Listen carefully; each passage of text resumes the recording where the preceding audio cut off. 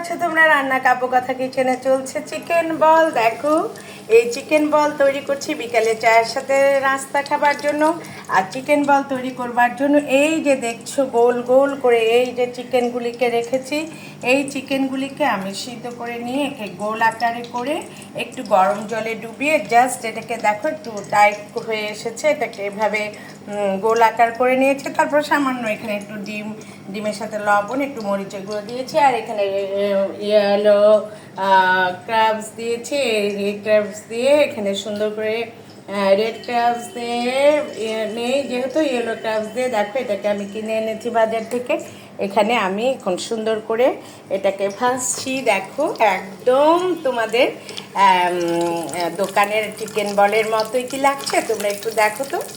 Just এই প্রথমে চিকেনগুলোকে সুন্দরভাবে ধুয়ে সিদ্ধ করে নিয়ে একটু বেটে নিবে, তারপর একটা ডিম এখানে একটু মরিচের গুঁড়ো দিবে, এরপরে এই যে ইয়েলো ক্রাবস আছে এগুলিকে দিয়ে জাস্ট দেখো এটার মধ্যে আমি গোল আকার করে নিয়ে এখানে ভেজে নিচ্ছি। এই স্ন্যাক্সটি সুন্দরভাবে সকালে অথবা বিকেলে চায়ের আড্ডাতে জমে যাবে, খুব সুন্দর। দেখো কি সুন্দর হয়েছে, এবং একটা একটা করে আমি এখন তুলে নিয়ে তোমাদেরকে দেখাবো।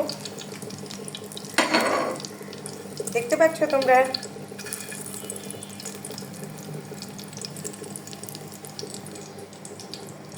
এটাকে এখন একটু কাঠির মধ্যে একটু ঠান্ডা হলেই তুলে ডেকোরেশন করলেই একদম তোমাদের দোকানের, তোমরা যেমন পছন্দ করো দোকানের মতো ঠিক ওরকম লাগবে। দেখো দুটো হয়ে গেছে আমার।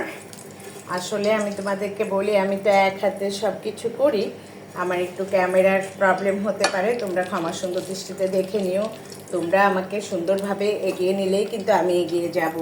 দেখো এই যে আবার তোমাদেরকে দেখাচ্ছি। প্রথমে এরকম একটা বল এখানে আমি ডিমের মধ্যে একটু মেখে নিলাম, এরপরে আমি এখানে যে ক্র্যাবস নিয়েছি, তোমরা এটা বিস্কুটে গুঁড়ো দিয়েও করতে পারো, আমি কেনাটা নিয়ে এসেছি। ঠিক এইভাবে দেখো গোল আকার করে এখন আমি তেলে ছেড়ে দিব। দেখতে পাচ্ছ? ঠিক এইভাবে একটা একটা করে আমি সবগুলাকে এখানে সুন্দরভাবে তেলের মধ্যে ভরিয়ে নেব। এরপরে তোমাদেরকে এই স্টিকে ভরে আমি দেখিয়ে দেবো। দেখো ঠিক এইভাবে তোমরা করে নিবে।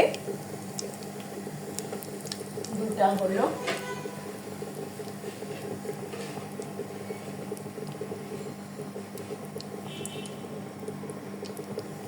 দেখতে পাচ্ছ এই যে তিনটা দিয়েছি, এখানে আমি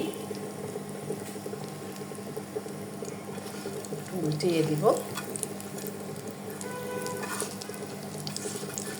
তারপরে এটাকে আমি স্টিকে ভরিয়ে তোমাদেরকে দেখিয়ে দেবো আজকের বিকালের নাস্তায় চিকেন বল।